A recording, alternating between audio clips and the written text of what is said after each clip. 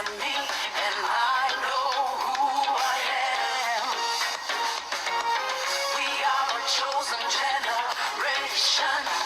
We've been called for to show His excellence. All I require for life, God has given me. For I know who I am. I know who God says I am. What He says I am. Where He says I'm at. I know who I am. I know who God says I am. What He says I am. Where He says I'm at. I know who I am. I'm working in power. I'm working miracles. I live a life of favor. For I know who I am. I'm working in power. I'm working miracles. Bienvenue sur notre plateforme de méditation et de prière encore aujourd'hui. Je rends grâce à Dieu, le Tout-Puissant, pour la protection de tout à chacun de nous. Il a été encore avec nous. Il nous a protégés. Il nous a épargnés de toutes sortes d'accidents, de toutes sortes de maladies. Et nous sommes encore ici aujourd'hui. Je t'invite, mon frère, ma soeur, à se joindre à moi ensemble dans la communion du Saint-Esprit, dans l'amour du Fils, notre Seigneur Jésus-Christ, pour que ensemble nous puissions encore élever nos voix et louer son nom, glorifier son nom. La semaine passée, nous avons dit que nous devons laisser notre vie s'exprimer. Et nous avons cité Jean 13, versets 13 à 15 comme notre texte de base. Pour cette semaine, Dieu veut que toi et moi, ensemble, nous jouons tous dans la même équipe. Une équipe, selon le dictionnaire Larousse, c'est un nom féminin. Elle est définie comme un groupe de personnes unies par des activités, des intérêts communs. En d'autres termes, c'est un groupe de personnes devant accomplir une tâche commune. Selon notre définition ici, quand on est en équipe, quand on se retrouve en équipe, on est strictement convié à œuvrer dans le même sens que les autres membres de notre équipe. Si vous jouez dans une équipe, ça peut être une équipe de football ou une équipe de basketball, peu importe l'équipe. Jouer contre votre propre équipe vous rend faible devant votre adversaire. Le but que vous marquez contre votre camp serait comptabilisé pour le compte de votre adversaire. Je dis tout ceci parce que de nos jours, nous, disant chrétiens, nous avons encore des problèmes de se soutenir les uns les autres. Nous nous acharnons à nous critiquer les uns les autres, donnant ou laissant des crédits à l'adversaire, au lieu de se soutenir pour la cause de Christ. Quand tu t'attaques à ton frère chrétien, comme toi, tu affaiblis l'œuvre de Dieu. J'ai fait une remarque pertinente sur les musulmans, étant donné que plein sont mes amis. J'ai remarqué que les musulmans s'attaquent peu quand il s'agit de Mohammed ou de Allah. Ils deviennent tous unanimes et solitaires quand la question se repose sur leur prophète et leur Dieu. Vous allez me dire que c'est parce que eux, les musulmans n'ont pas de divergences comme nous les chrétiens. C'est archi faux. Les musulmans ont bel et bien les points de vue différents. Par exemple, il y a des radicaux musulmans et il y a des modérés musulmans. Tous ces deux groupes ont des points de vue différents. Quand cela vient, par exemple, à la période de leur fête de Ramadan, juste après leur période de carême, le jour de cette fête est basé sur la vue de l'apparition de la première lune. Cette position n'est pas totalement unanime au sein de tous les musulmans. L'apparition de la lune diffère d'un milieu à un autre, ce qui implique automatiquement une divergence sur le jour fixe de la fête du Ramadan chez le musulman. Et pourtant, ils ont toujours fêté le Ramadan sur un seul jour mondialement. Mon frère, ma soeur, chrétien ou chrétienne, arrêtons de nous attaquer, arrêtons d'attaquer nos frères chrétiens et aide-le plutôt pour la cause du Christ. Laissez-moi vous poser cette question. Est-ce que c'est avec les justes que Dieu travaille forcément? Jésus lui-même l'aurait-il dit dans Luc 5, 32. Je ne suis pas venu appeler à la repentance des justes, mais des pécheurs. Les personnages et les héros de la Bible ont eu aussi à leur passage leurs points faibles et leurs points forts. Par exemple, et avec tous mes respects à ces héros que je m'en vais vous citer, Samson était bien souvent sous le contrôle de ses impulsions charnelles, n'est-ce pas? Il aimait beaucoup les femmes. Moïse s'est enfui après avoir commis un meurtre. Élie, terrassé par l'épuisement, est passé par la dépression et a même pensé au suicide. Jean-Baptiste s'est posé des questions sur l'identité même de Christ, alors que c'est bel et bien lui qui l'avait baptisé. Paul a envoyé des innocents en prison, où il a fait même souffrir d'autres sous les coups de meurtre et assassinat, avant de goûter à la bonté de Dieu. Tous ces héros ont eu leur faiblesse et pourtant, Dieu a travaillé avec eux. Dieu révèle ses idées à la personne qu'il choisit et il lui guide par son esprit à développer ce que lui, Dieu, il lui communique. Arrêtons de nous critiquer les uns les autres. Nous ne sommes pas dignes de pouvoir connaître la pensée de Dieu. C'est pourquoi c'est risquant de porter des jugements sur nos prochains. Alléluia.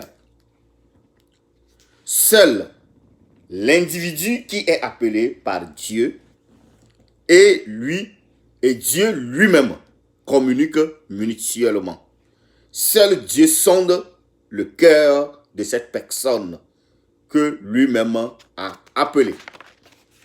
C'est pourquoi David pourrait écrire dans Psaume 139, le verset 23 à 24, « Sonde-moi, ô Dieu, pénètre mon cœur, examine-moi et pénètre les pensées qui me bouleversent. Considère si je suis le chemin du mal et dirige-moi sur la voie de l'éternité. » Mon frère, ma soeur, laissons les critiques inutiles et supportons-nous les uns les autres. Permettez-moi encore une fois chers frères et sœurs en Christ, de vous poser cette question. Quel est l'âge ou le temps parfait pour servir Dieu?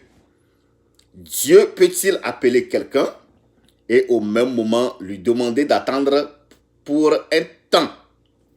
La réponse de cette question dépend de la relation entre Dieu et son appelé, comme je l'ai déjà cité dans Psaume 139, 23, 24.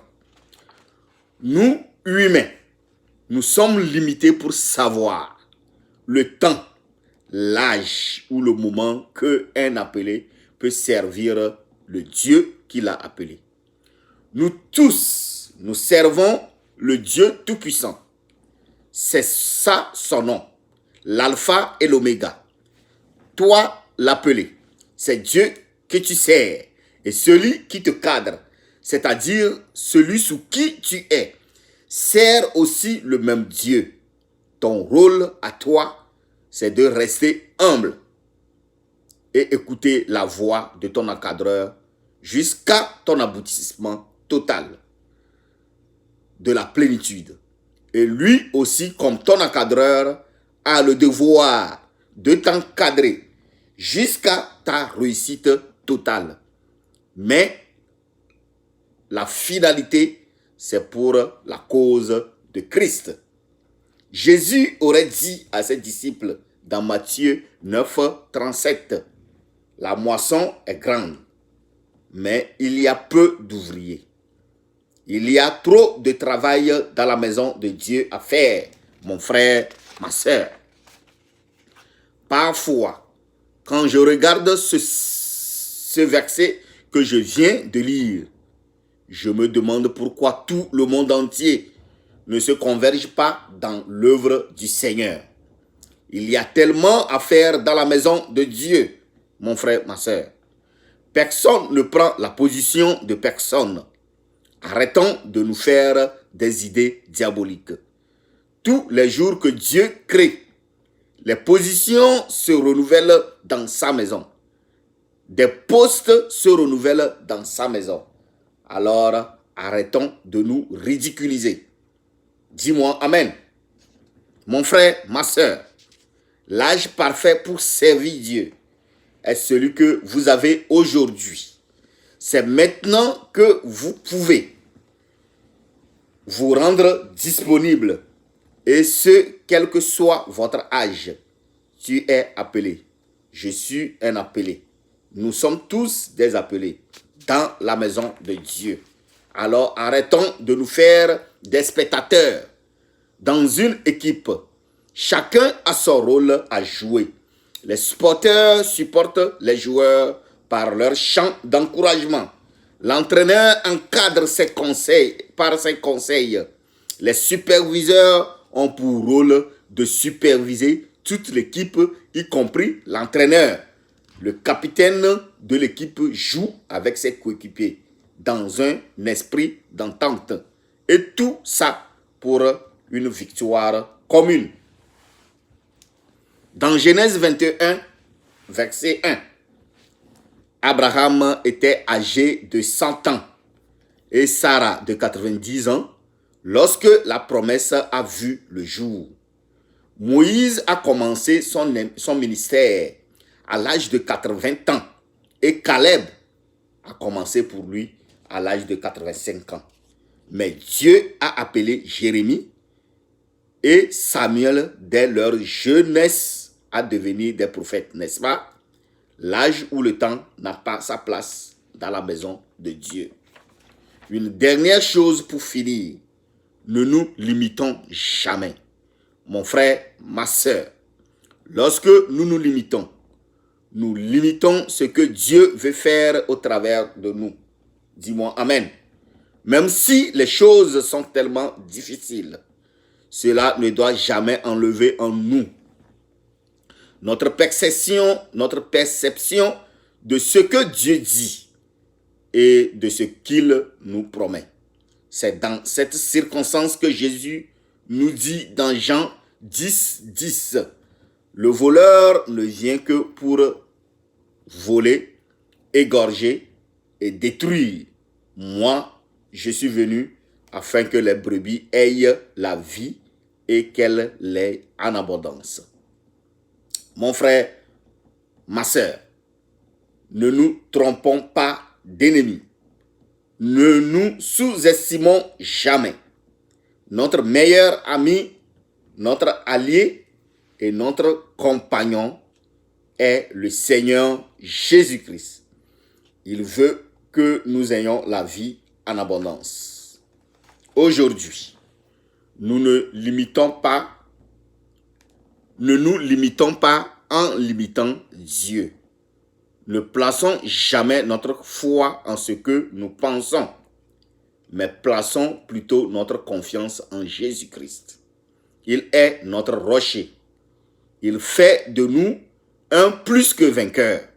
Avec Jésus, nous ne perdons jamais. Alléluia. Au contraire, nous grandissons plutôt. Arrêtons de nous limiter. Amen et amen. Nous allons prier dans le nom puissant de Jésus. Nous allons prier pour l'unicité et pour le même objectif dans le monde entier chrétien. Dans le nom puissant de Jésus. Seigneur, nous voulons encore élever nos voix ce matin pour te dire merci Seigneur éternel Dieu pour cet enseignement. Merci Seigneur éternel Dieu parce que tu nous révèles les choses cachées. Tu nous révèles, oh Jésus, par ta parole. Comment est-ce que tu veux que nous marchions devant toi? Comment est-ce que tu veux que nous nous comportons devant toi? Comment est-ce que tu veux que nous entretenons les relations entre frères et sœurs? C'est pourquoi ensemble ce matin, Seigneur éternel, mon Dieu, mon roi, nous nous levons, Seigneur, comme un seul homme, Seigneur, pour te dire merci, Seigneur éternel, mon Dieu. Merci, Jésus. Nous nous soumettons devant toi, ô Jésus. Nous te prions, Papa éternel, mon Dieu, mon roi. Que ton esprit, Seigneur éternel Dieu, nous révèle les bonnes choses. Que ton esprit nous enseigne ta parole. Que ton esprit, Seigneur, nous conduit dans les bons sentiers. Jésus, sème au milieu de nous, au milieu du monde chrétien, ton amour, afin que nous nous soutenons les uns les autres, Seigneur. Afin que nous puissions parler le même langage. L'union fait la force, Seigneur. Dans le nom puissant de Jésus, tout esprit de division est enlevé au milieu de nous. Tout esprit de séparation est enlevé au milieu de nous. Tout esprit de malentendu est enlevé au milieu de nous. Tout esprit de critique inutile, Seigneur, ne fait pas partie de notre rang. Tout ce qui vient de l'ennemi, Seigneur éternel Dieu, pour s'aimer de mettre des zizanies, pour semer, Seigneur éternel Dieu, de séparer tes enfants. Nous nous tenons, éternel Dieu, dans ton sang précieux et nous défions tous ces esprits-là. Les esprits qui sont contraires à ta volonté. Seigneur, nous nous soumettons à toi. Seigneur, nous nous commettons à toi, Seigneur. Nous t'invitons dans nos rangs de tous les jours. Nous t'invitons dans nos activités de tous les jours. Nous t'invitons dans nos marches de tous les jours. Avec toi, Seigneur éternel Dieu, nous prions, ô Jésus, que nous éclaires, que tu nous écoutes et que tu nous soutiennes. Papa éternel, mon Dieu, mon roi, nous te disons merci. Merci, Seigneur. Merci, Jésus. Nous remettons toute la semaine devant toi et nous prions, Seigneur éternel Dieu, que cela, éternel Dieu, soit une semaine bénie. Nous proclamons que lundi est béni. De lundi jusqu'à dimanche, tout est béni. Nous proclamons que tu ouvres les portes, Seigneur éternel, mon Dieu, mon roi, pour les personnes qui ont besoin, Seigneur éternel Dieu, de ta bénédiction. Quelqu'un est-il malade, Seigneur? Tu es le médecin des médecins. Tu es le docteur des docteurs. Nous demandons, ô Jésus, que tu guérisses cette personne dans le nom puissant de Jésus. Papa éternel, mon Dieu, mon roi, nous prions, éternel Dieu, contre tout esprit d'accident dans nos circulations, Seigneur éternel Dieu. Nous t'invitons à marcher et à circuler avec nous. Nous commettons la semaine dans tes mains et nous déclarons, Seigneur, que toute la semaine est bénie au nom puissant de Jésus. Merci Jésus, merci Seigneur, merci ô Jéhovah pour tout ce que tu fais et que ton nom soit adoré dans le nom puissant de Jésus. Nous nous retrouverons encore la semaine prochaine si Christ tarde à venir. Vous avez votre petit frère, votre ami, votre cousin, Roger depuis les États-Unis d'Amérique. Mais retenez ceci. Ce test a pour titre « Jouons tous dans une même équipe ». Cela a pour titre « Jouons tous dans une même équipe » et a pour test de base pour Psaume 139, 23, 24. Nous nous retrouverons encore la semaine prochaine si Christ tarde à venir. Soyez bénis, soyez fortifiés. Ciao, ciao.